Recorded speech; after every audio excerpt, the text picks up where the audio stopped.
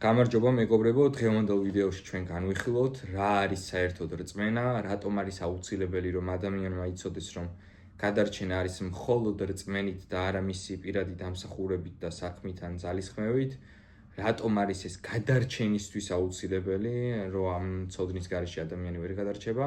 მოდი ეს ყველაფერი დღევანდელ ვიდეოში დეტალურად განვიხილოთ წერილზე დაყრდნობითა და ლოგიკური არგუმენტაციით. მოკლედ, ჩვენ რადგან ვიცით რომ ადამი დაეცა და მას შემდეგ ადამიანი არის მიდრეკილი ბუნებით სიბოროტისკენ, უძლურია და სცოდავს, აქედან გამომდინარე ჩვენ ხვდებით რომ 60-ს არავინ არ იმსახურებს, ხო, იმიტომ რომ ღმერთი არის იდეალური.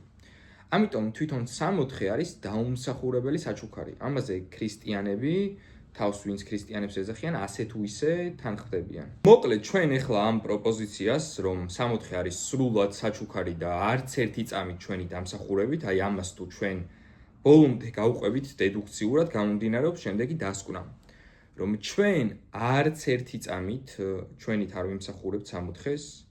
ეს 60 რომ მივიღეთ, ეს არის ქრისტეს მოწყალება და მისი საჩუქარი უპირობო სიყვარულის მიღების შედეგი, რაც ქრისტემ ჩვენ გვაჩუქა, ასე რომ ჩვენი გადარჩენა არ არის დამოკიდებული ჩვენს პერფორმანსზე და ჩვენს პირად საქმეებზე და ჩვენს პირად სიმართლეზე, იმიტომ რომ როგორც მოციქული ამბობს, საქმით ვერც ერთი ხორციელი ვერ გამართლდება ღვთის წინაშე და შეუძლებელია ღმერთთან მიმართებაში რამე დაიმსახურო და ამას პირდაპირ ამბობს მოციქული, როდესაც საუბრობს, რომ სასიქადლო არის გამოირიცხა. მაგრამ უამრავი ადამიანი ახლა ამ იდეას ესე აზრობრივად ეთანხმება თითქოს, მაგრამ რეალურად გულით ეწინააღმდეგება. იმიტომ რომ როდესაც ვამბობთ ამ შემთხვევაში, რომ გადარჩენა არის მხოლოდ მადლით, მხოლოდ რწმენის მეშვეობით და არც ერთი წამით საქმით და პირადი დამსახურებით, მაშინვე აღშფოთდებიან და ამბობენ, რომ რას ქვია, როგორ არა, მე ჩემით არ უნდა შევინარჩუნო და ჩემით არ უნდა დავადასტურო ჩემი საქმეებით და ასე შემდეგ. ანუ მათთვის მიუღებელია ამ უპირობო სიყვარულის და დაუმსახურებელი საჩუქრის კონცეფტი, იმიტომ რომ გულის სიღრმეში ისინი თვლიან, რომ ეს ყველაფერი არის დამსახურებაზე. აი დამსახურებაზე რო არის და რო თვლიან, რომ რეალურად თვითონ იმსახურებენ, აი ამაში არიან კმაყოფილები, რეალურად ამპარტავნება აბრმავებს ადამიანს და აი ამ ცრუ ილუზიაში რჩებიან, ბაგით ადიდებენ უფალს და ამბობენ, რომ კი დაუმსახურებელი საჩუქარია 60, მაგრამ რეალურად მათი გული სხვაგან არის. ამას რეალურად თვითონ არ ფიქრობენ. ფიქრობენ, რომ თვითონ იმსახურებენ. ამიტომ ადამიანებს, რომლებზეც თვლიან, რომ არ იმსახურებენ, მაგიტოა მათთვის მიუღებელი და ამიტომ წილს ჩააჭერენ. როდესაც ადამიანი თვლის, რომ მაგალითად მარხულობს და ამით თავის გადარჩენაში წვლილი მიუძღვის, რა თქმა უნდა, მეორე ადამიანს ეტყვის, რომ შენ რო არ მარხულობ, რანაირი ხარ და შენ ვერ გადარჩები და ასე შემდეგ და ასეა ნებისმიერ პირად საქმეზე. მოდი ახლა ჩვენ კიდევ ერთ რამეს დაუკვირდეთ ლოგიკურად, დედუქციურად, რაც პირდაპირ გამომდინარეობს, რომ რადგან ღმერთი არის იდეალური და შესაბამისად მასთან მოხვედრის სტანდარტიც რადგან არის იდეალურობა, ადამიანი, რომელიც საქმესაც ენდობა გადარჩენაში, ვერ გადარჩება. შეუძლებელია. ნახეთ, გავიმეორებ, საქმეს კი არა მარტო, საქმესაც. ანუ ადამიანები, რომლებიც იძახიან, რომ გადარჩენა თან არის ქრისტეს რწმენით და თან მათი საქმეებით, შეუძლებელია ამ შემთხვევაში, პირდაპირ შეუძლებელია გადარჩენა. და რატომ არის ეს ასე? იმიტომ რომ ჩვენ ეს წმინდა წერილიდანაც ვიცით, რომ არაწმინდა ღმერთთან ვერაფერი ვერ შედის, ამიტომ იყო აუცილებელი, რომ ქრისტემ თავისი ჯვარცმით, თავისი სისხლით ბოლომდე გაგვწმინდა, ანუ ყველა ჩვენი ცოდვა წარსულ, საწყოსი და მომავლის ჯვარზე გააკრა, აბსოლუტურად არაფერი არ დაუტოვებია. და რადგან ჩვენ ეს ვიცით, რომ არა წმინდა და არა იდეალური ღმერთთან ვერაფერი ვერ ხვდება, ადამიანი, რომელიც საქმესაც ენდობა გადარჩენაში, ამ საქმეებში ცოდვებიც აქვს და შესაბამისად, რა თქმა უნდა, მაშინ განიკითხება. ანუ ამ ადამიანებს რეალური რწმენა არ აქვთ, იმიტომ რომ შეუძლებელია ღმერთსაც ემონო ერთდროულად და მამონასაც. აი ღმერთსაც ემონო და მამონასაც არის იგივე გადარჩენაში თან ქრისტეს ენდობოდე და თან შენ საკუთარ თავს. ამიტომ ამბობს იესო, ჩემი მორწმუნე არ წარუდგება სამსჯავროს, არამედ უკვე გადავიდა სიკვდილიდან სიცოცხლეში. ამიტომ ამბობს იესო, რომ ჩემი მორწმუნე არ განიკითხებაო. ამიტომ ამბობს იესო, რომ ვისაც ჩემის წამს აქვს საუკუნო სიცოცხლე გწამს, ეს არის რეალური რწმენა. ანუ სახარების სიხარული ზუსტად ეს არის, რომ ჩვენი ცოდვების გამო არ განვიკითხებით და უფალი არ განგვჯის. თუ განგვჯის, მაშინ დაღუპულები ვართ. ამიტომ ღმერთმა დაგვიფაროს ჩვენ ხო, რომ ჩვენი ცოდვების გამო პასუხი ვაგოთ. ქრისტეს სიყვარული ჩვენს მიმართ, უპირობო გამოხსნა და ჯვარცმა ზუსტად ის არის, რომ მან ჩვენი ცოდვები იტვირთა საკუთარ თავზე. მან გამოგვისყიდა, მან აგვარიდა მარადიულ სიკვდილს და ჯოჯოხეთს. ასე შეძლებს ადამიანი მხოლოდ ჭეშმარიტად შეიცნოს უფლის სიყვარული და ჭეშმარიტად ვინც შეიცნობს უფლის სიყვარულს, მხოლოდ მასში არის ამოქმედებული ჭეშმარიტი სიყვარული. გავიხსენოთ რას ამბობს მოციქული. ჩვენ რატომ გვიყვარსო? იმიტომ რომ მან შეგვიყვარა პირველი. ანუ ქრისტეს სიყვარული ჩვენს მიმართ არის ერთადერთი შესაძლებლობა იმისთვის, რომ სხვა ადამიანები ჭეშმარიტად შევიყვაროთ. ოღონდ ქრისტეს სიყვარული არის ამგვარი, რომ არც ერთი წამით შენ არ იმსახურებ გადარჩენას, მაგრამ ღმერთმა მაინც გადაგარჩინა. აი ზუსტად ასე თუ არ მივიღებთ, სხვა ადამიანს ვერ შევიყვარებთ. უპირობო სიყვარული თუ არ გვექნება ქრისტესგან, სხვას ვერ შევიყვარებთ უპირობოდ, გამორიცხულია. ჩვენ თუ არ გვეცოდინება, რომ ქრისტემ ყველაფერი გვაპატია, სხვას ყველაფერს ვერ ვაპატიებთ, გამორიცხულია. ჩვენ თუ არ გვეცოდინება, რომ ქრისტე ჩვენ არ განგვიკითხავს, მაშინ ჩვენც აუცილებლად სხვისი განკითხვის ცოდვაში ჩავარდებით. ამიტომ იმისთვის, რომ ადამიანმა სიყვარული მიიღოს და შემდეგ ეს სიყვარული სხვა ადამიანებსაც გადასდოს, ამისთვის აუცილებელია, რომ იცოდეს, რომ ღმერთის გამოხსნა თავიდან ბოლომდე არის დაუმსახურებელი. არა ის საქმოსნები, როგორც იძახიან, რომ თან ქრისტეს რწმენი და თან ჩვენი საქმითო, ანუ თან რო გგონიათ, რომ საქმეებითაც იმსახურებენ საკუთარ გამოხსნას. არა, ეს ქრისტე არ არის. ეს სხვა ქრისტეა. ეს არის ცრუ ქრისტე, რომელიც მათ ყავთ შექმნილი თავიანთი ამპარტავნების დასაკმაყოფილებლად.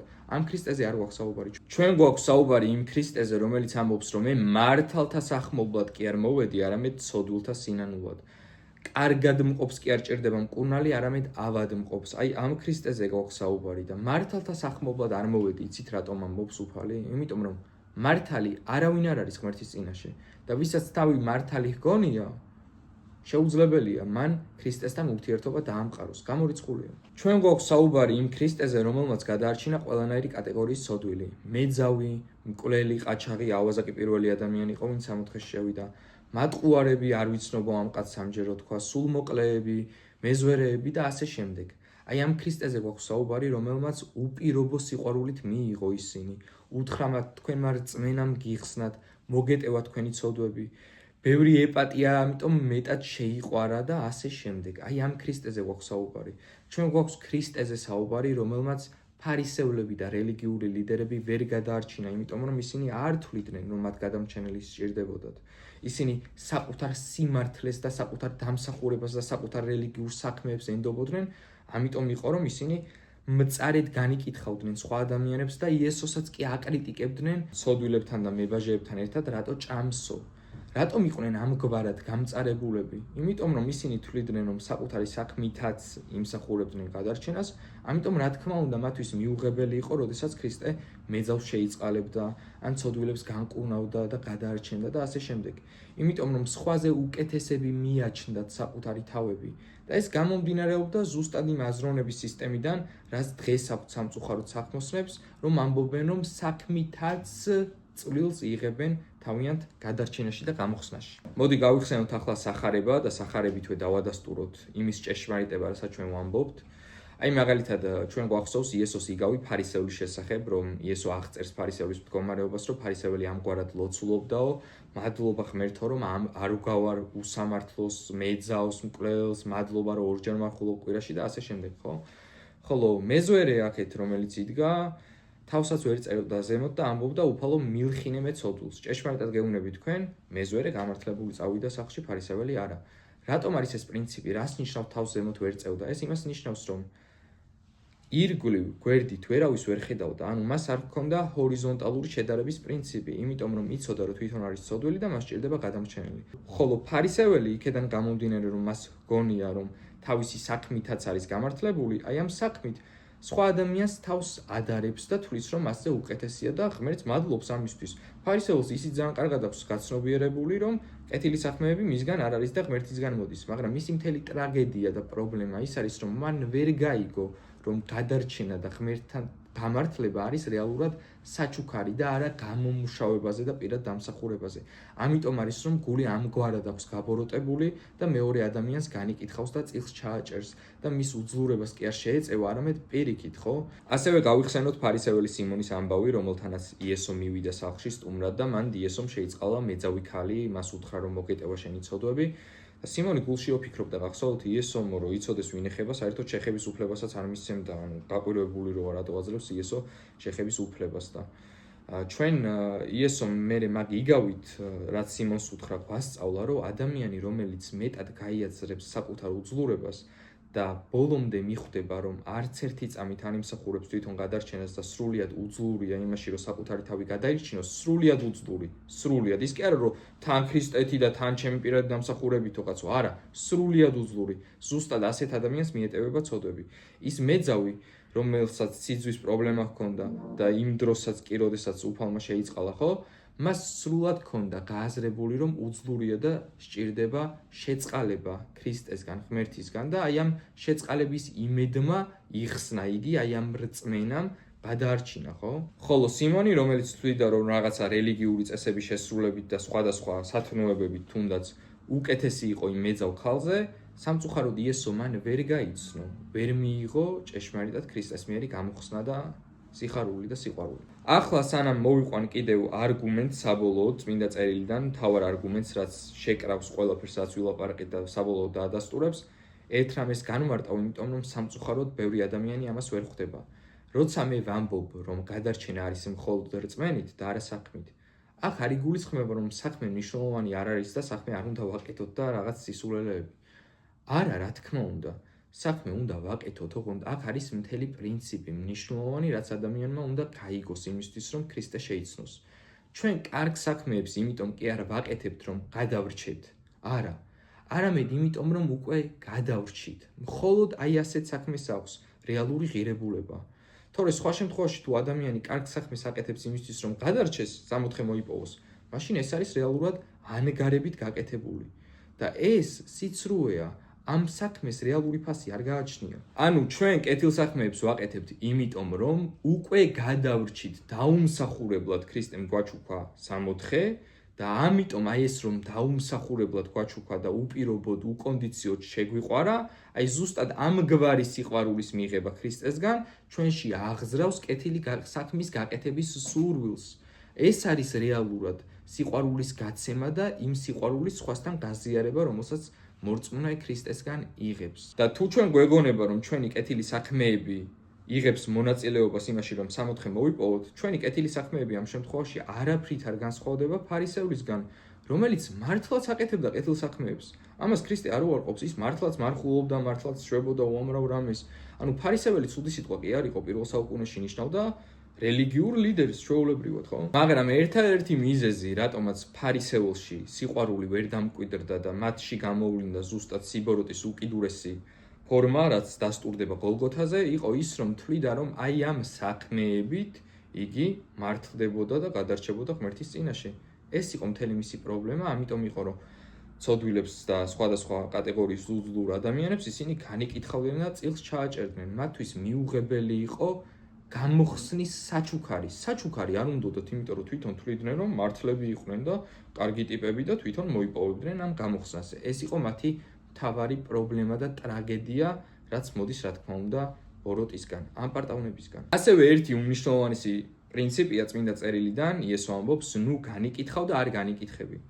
ახლა აგიხსნით, როგორ შეუძლია ადამიანს დამკვიდრდეს აი ამ რეალობაში, რომ არ განიკითხოს და თვითონაც არ იყოს მერე განკითხული.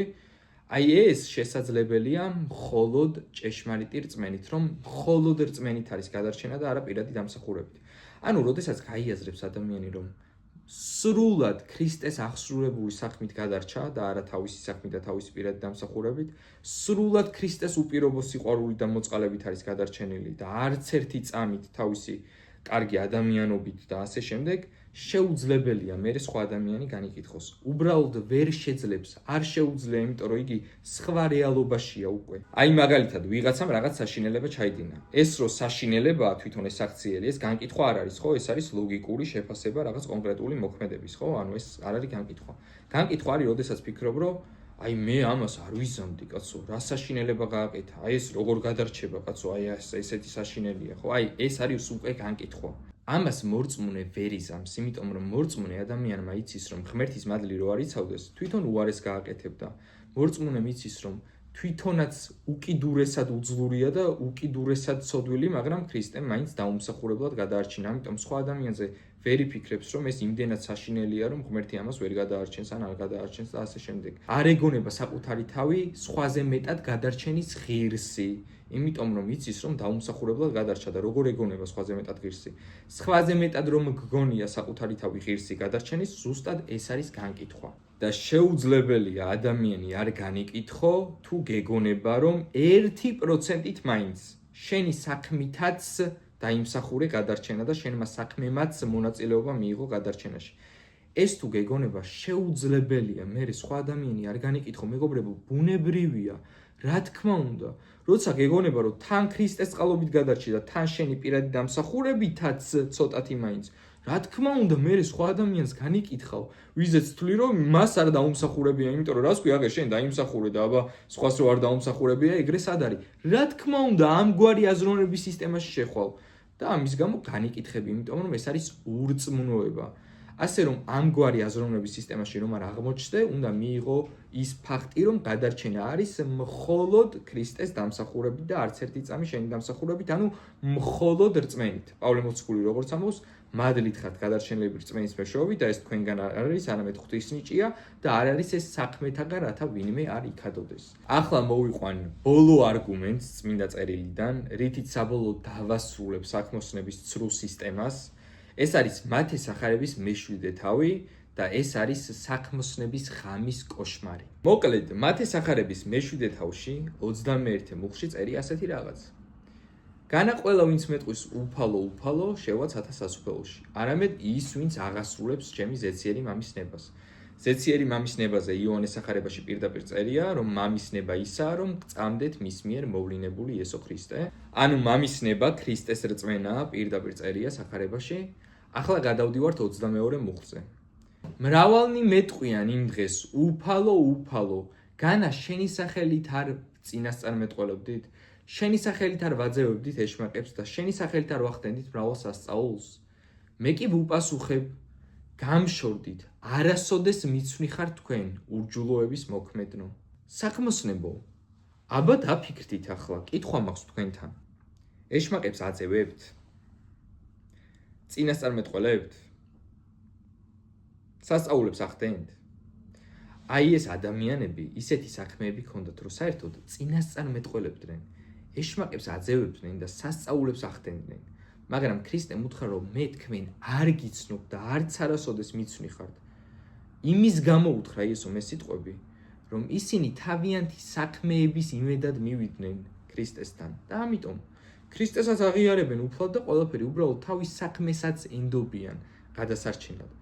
ასე რომ აი ამ მათე სახარების მე-7 თავში უფალი ნათლად გვასწავლის, რომ ჩემი სახელით სულ რომ ეშმაკებს დევნიდე, მხოლოდ მე თუ არ მენდობი გადარჩენაში, დაღუპული ხარ, არ მიცნობ და არ გიცნობ, იმიტომ რომ შენ თავს ენდობი.